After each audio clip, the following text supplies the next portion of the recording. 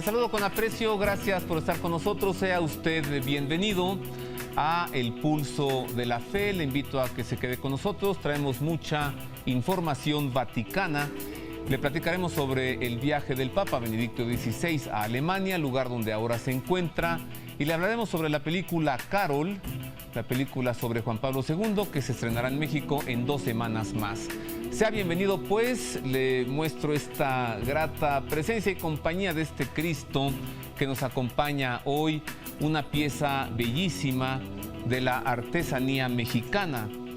Es un Cristo trabajado en 4 diferentes tipos de latón: color plata, color oro, color cobre, y como se da cuenta, lo que supuestamente sería el rostro de Cristo en una piedra semipreciosa, y el aura de color blanco en concha. Es obra de artesanos mexicanos, concretamente del gran artesano Antonio Torres. Esta bella pieza nos acompaña en esta tarde y tenemos pues la presencia también aquí a través del arte, de la iconografía de Cristo crucificado con nosotros. Le decía pues que el Papa Benedicto XVI se encuentra en estos momentos en Alemania en un viaje apostólico, y sobre este tema reflexiona el padre Federico Lombardi, quien es director general de Radio Vaticana, director general del Centro Televisivo Vaticano y también jefe de prensa de la Santa Sede. En su editorial semanal nos habla sobre la importancia, la relevancia de este viaje del Papa Ratzinger a su natal Alemania. El de Benedicto XVI a Baviera es un viaje que se espera con alegría y emoción. Tras haber realizado hace pocos meses, tras las huellas de su gran predecesor, la peregrinación a su patria Polonia, ahora es justo que la patria del nuevo Papa reciba también su visita.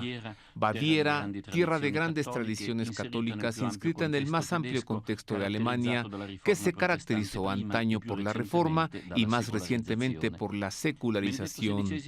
Con su habitual sencillez, Benedicto XVI dijo que le hacía ilusión volver a ver los lugares que marcaron su vida y dar las gracias a las personas que acompañaron su formación. Un viaje a las propias raíces personales es un viaje importante para todos. Releer y meditar de nuevo la historia de la propia vida o desde la perspectiva de la fe, de la propia vocación, no es simplemente mirar al pasado, sino comprender con mayor profundidad quiénes somos, los dones que hemos recibido y sentirnos animados a hacerlos fructificar lo mejor posible en el trecho de camino que aún nos queda. Y esto vale también para un papa. Es un viaje importante para Baviera y para Alemania. Naturalmente, el pueblo que dio la vida a la formación del papa se siente especialmente unido a él e implicado en su ministerio.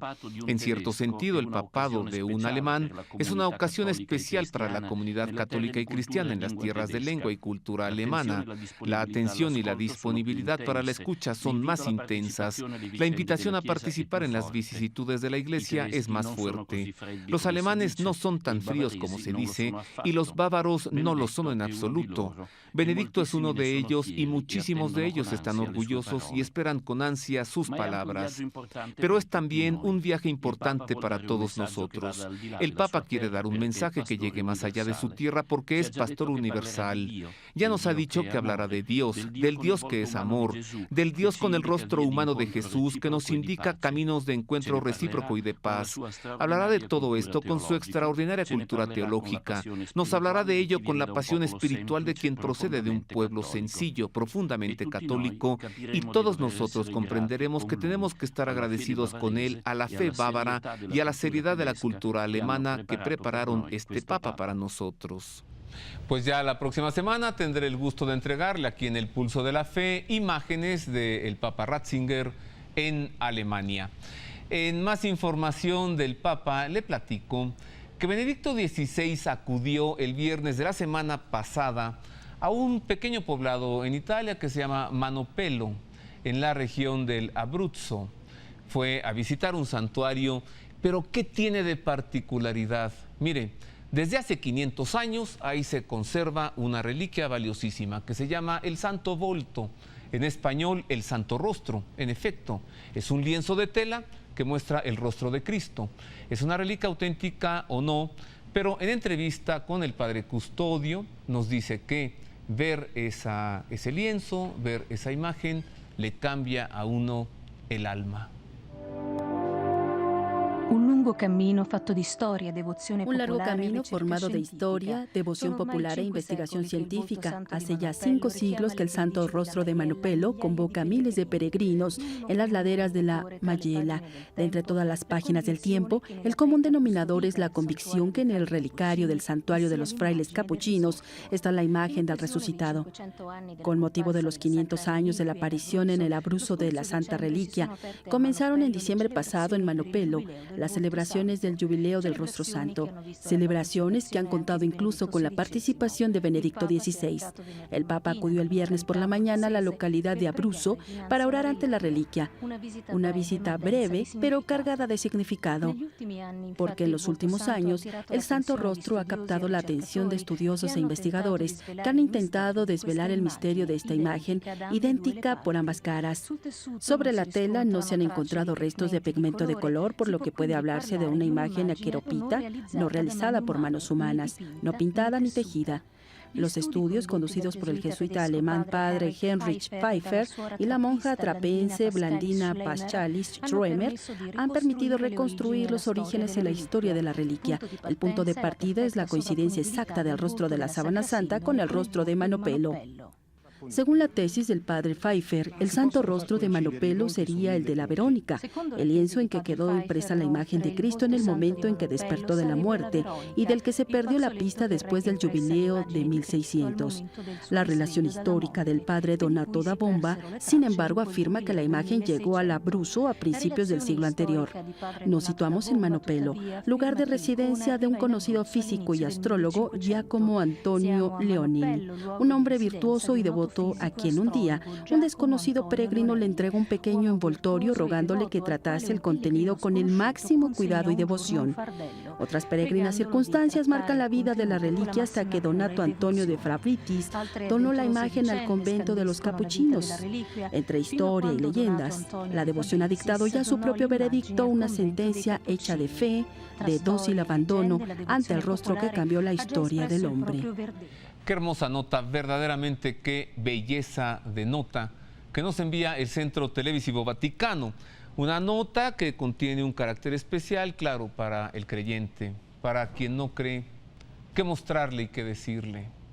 En otro tema, con motivo de su viaje a Alemania, donde, como lo he dicho, se encuentra ahora el Papa Benedicto XVI, a inicios del mes pasado, a inicios de agosto, concedió unas entrevistas a radiodifusoras y televisoras alemanas, también a la Radio Vaticana.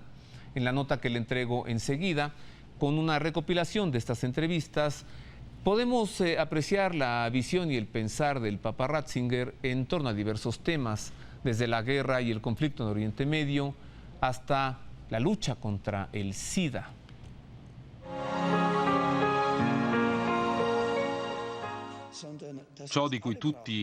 Lo que todos necesitan es la paz. Hay una fuerte comunidad cristiana en el Líbano, hay cristianos entre los árabes, hay cristianos en Israel y cristianos de todo el mundo que trabajan en favor de estos países tan queridos para todos nosotros. Hay fuerzas morales preparadas para hacer comprender que la única solución es aprender a vivir juntos. Estas fuerzas son las que queremos movilizar. A los políticos les toca después encontrar los caminos para que esto pueda producirse lo más rápidamente posible y especialmente que sea duradero.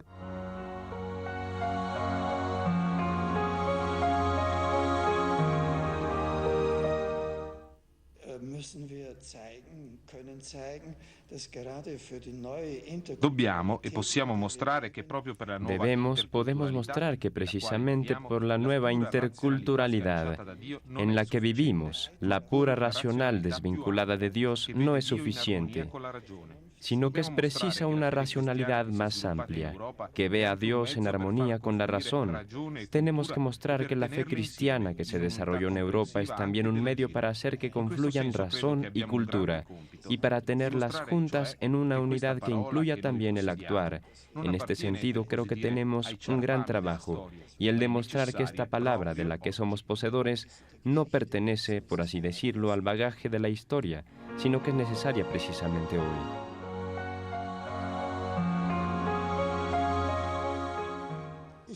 Le singole conferenze episcopali dovrebbero scegliere, dovrebbero vedere chi è adatto per noi, chi ci dice Cada veramente conferencia episcopal debería escoger, debería ver qué es lo apropiado para nosotros, quien dice verdaderamente alguna cosa, y después debería ser visible esta figura más significativa, imprimiéndola en la conciencia mediante la catequesis, la predicación. Puede ser que se pudiera presentar también con un film. Podré imaginar films muy bellos.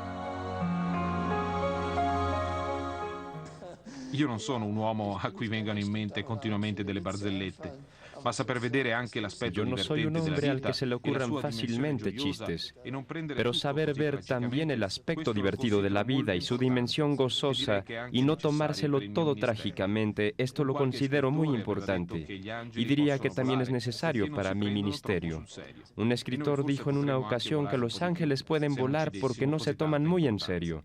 Y nosotros podremos también volar un poco si no nos decimos cosas tan importantes. Bueno, así explicó el Papa Benedicto XVI diversos aspectos de su pensamiento. Hago una pausa, regreso rápido y tendré el gusto de presentarle por primera vez en televisión el tráiler, el promocional de la película Carol, que se estrenará en México en 2 semanas más.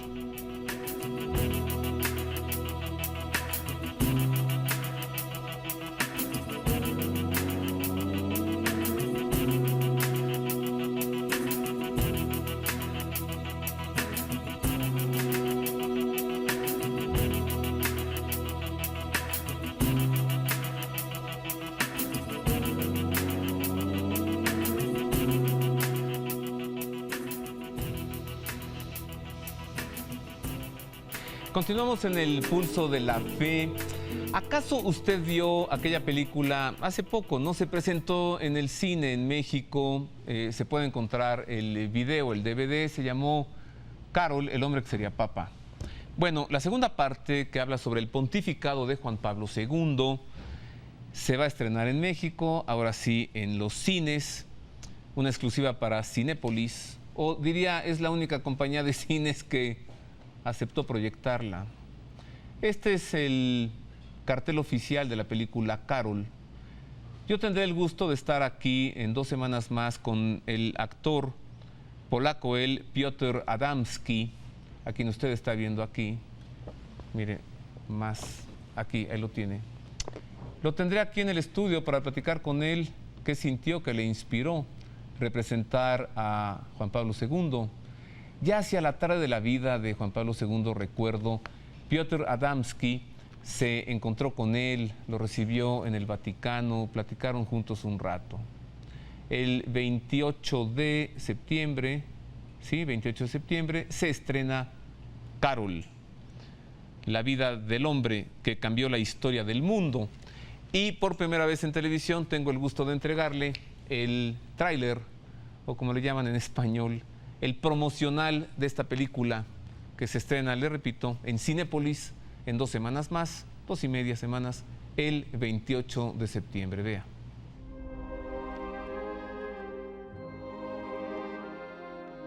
I am thinking of a new evangelization that will reach every corner of the earth.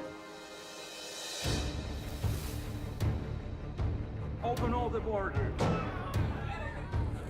Open all the economic system. Open all the political system.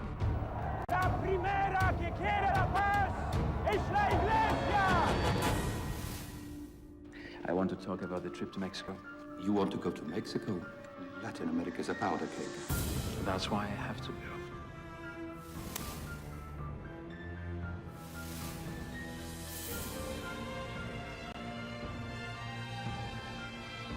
He confronts the socialist system on its own ground.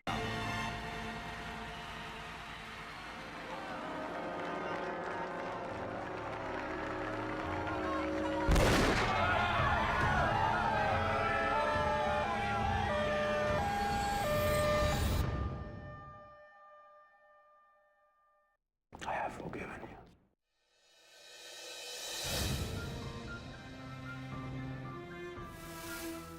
The church must respond by being on the side of men, all, and that's why I'm going to Mexico. Doesn't he understand that he is now the head of the Universal Church?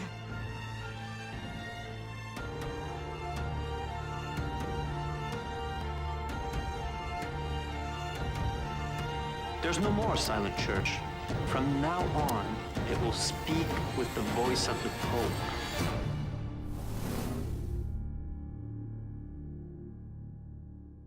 En más información vaticana, le platico que en Castel Gandolfo, durante el periodo que Benedicto XVI ha estado allí, se le presentó una obra de teatro, un drama de Charles Péguy. Se llama El misterio de la caridad de Juana de Arco. Quiere usted ver imágenes de esta obra de teatro, pero desde el patio de Castel Gandolfo, aquí está la nota. Aliento místico, paradigma histórico, misterio cristiano. En 1909, Charles Péguy, recién convertido a la fe católica, siente la urgencia de desahogar y dar un sitio a sus ideas sobre la solidaridad, valentía, trascendencia, que ya habían animado su compromiso civil y político, y transforma una Juana de Arco anterior, leída y escrita en clave socialista, en el drama El misterio de la caridad de Juana de Arco, primer capítulo de una trilogía mistérica, una meditación cristiana larga y compleja que Jean-Luc Lucet, tras realizar la oportuna adaptación, presentó a finales de agosto para el Santo Padre en el patio del Palacio de Castel Gandolfo.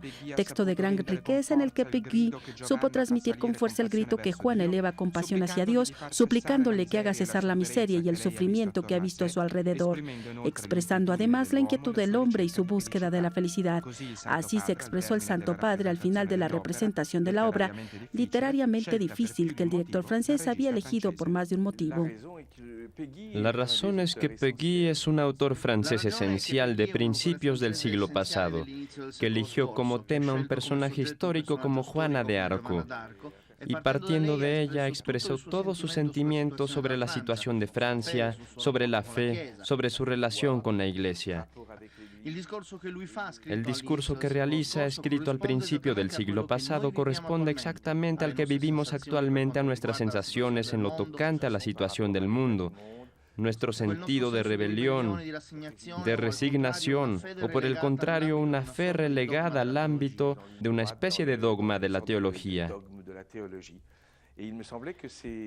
Me parece que estas posiciones distintas se corresponderían con nuestras actitudes actuales, y presentar al Papa un texto de este género es como decir que todos nosotros, especialmente en Francia, tenemos motivos para interrogarnos sobre la espiritualidad que nos parecen fundamentales. El teólogo Hans-Urs von Balthasar, cuando escribió un largo y apasionado comentario al drama de Péguy, tuvo que reconocer que todo el arte y la teología de Péguy desemboca cada vez más en oración. ¿Ha notado y ha dejado espacio también usted a esta dimensión de la oración al montar el espectáculo teatral? Desde luego, absolutamente sí, y esta es la gran riqueza y la gran dualidad de Péguy. Cuando se habla de religión, de la encarnación, es absolutamente necesario unir los dos aspectos.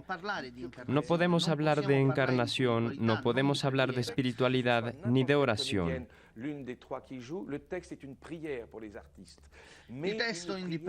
El texto, independientemente de cuál de los tres aspectos toque, el texto para los artistas es oración, pero una oración carnal. No es una oración, ¿cómo dirá?, de abandono, una oración de silencio en el sentido de hacer el vacío en uno mismo y de abandono en Dios, sino al contrario, es una oración voluntaria, una oración activa. Y en Péguy, y esta es su gran riqueza, y es justamente lo que hace que este espectáculo, el misterio, impacta a creyentes y no creyentes. Los creyentes obviamente ven en esta poesía una llamada a Dios. Al contrario, los no creyentes encuentran ahí, de alguna manera, una razón de esperanza relacionada con una acción que, vista su trascendencia, no puede faltar. Finalmente, los no creyentes, aunque no la practiquen, comprenden la oración. Me gusta mucho esa manera de referirse a este espectáculo como una gran oración. ¿Cómo puede el espectador de hoy dejarse impactar por el estilo, el ritmo y la profunda complejidad del drama de Péguy? Sabiendo reconocerse en cada uno de los personajes de este misterio, la resignación en un determinado momento de tu vida, a veces la necesidad de tener reglas en nuestra vida y al mismo tiempo este deseo irresistible, deseo de revolución, cuando miras lo que sucede a tu alrededor. Péguy tuvo esta genial intuición sobre el alma humana y consiguió hacernos comprender lo que somos, pero todo ello a la luz de Cristo. La obra de teatro de Charles Péguy, El misterio de la caridad de Juana de Arco. En más información le invito a que vayamos otra vez al Vaticano para entregarle la parte en español de la audiencia general que el Santo Padre celebró el miércoles de esta semana en la Plaza de San Pedro. Con los peregrinos que se reunieron con él, meditó sobre el apóstol San Andrés. Queridos hermanos y hermanas, el apóstol Felipe, natural de Bethsaida como Pedro y Andrés, nos manifiesta las características del verdadero testimonio cuando, en su diálogo con Natanael, no solo le habla de Cristo, sino que le invita a conocerlo de cerca. En efecto, solo podremos descubrir la identidad de Jesús en una relación de amistad con Él. En otras ocasiones podemos ver cómo Felipe gozaba de un cierto prestigio dentro del colegio apostólico. Así, con ocasión de la multiplicación de los panes, Jesús se dirige precisamente a este apóstol para tener una primera indicación sobre cómo resolver aquella necesidad. También, antes de la pasión, algunos griegos se acercaron a Felipe porque querían ver a Jesús. Esto nos enseña a estar siempre dispuestos a acoger a los demás con sus inquietudes y a orientarlos hacia el Señor, el único que puede satisfacerlas en plenitud. En la última cena, una pregunta de Felipe dio ocasión a Jesús para hacer una importante revelación sobre su persona, afirmando que quien me ha visto a mí, ha visto al Padre. Es decir, de ahora en adelante, si de verdad queremos conocer el rostro de Dios, no tenemos más que contemplar el rostro de Jesús. Saludo cordialmente a los visitantes de lengua española.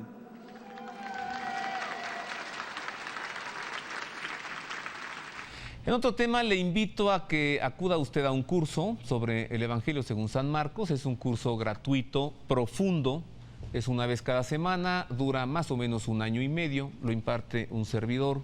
Iniciará el 28 de septiembre y será todos los jueves de 6 a 8 de la tarde en el auditorio de la Iglesia de La Sabatina. Es gratuito, ahí le espero. Iniciamos jueves 28 de septiembre a las 6 de la tarde. Gratuito. El Evangelio según San Marcos. La Iglesia de La Sabatina está sobre el circuito interior entre el metro Juanacatlán y el metro Chapultepec y es en el auditorio entrando por la oficina. Con esto llegamos por hoy al fin de este programa, El Pulso de la Fe, pero antes le entregamos la bendición del Santo Padre, válida por televisión si de corazón la quiere recibir. Benedicat vos omnipotens Deus, Pater et Filius et Spiritus Sanctus. Amén. La bendición de este miércoles que el Papa Ratzinger impartió al término de la audiencia general allí en la Plaza de San Pedro. A nombre del staff técnico de Proyecto 40, a nombre del equipo de producción, les deseamos una feliz semana y les esperamos el próximo domingo en una emisión más del Pulso de la Fe.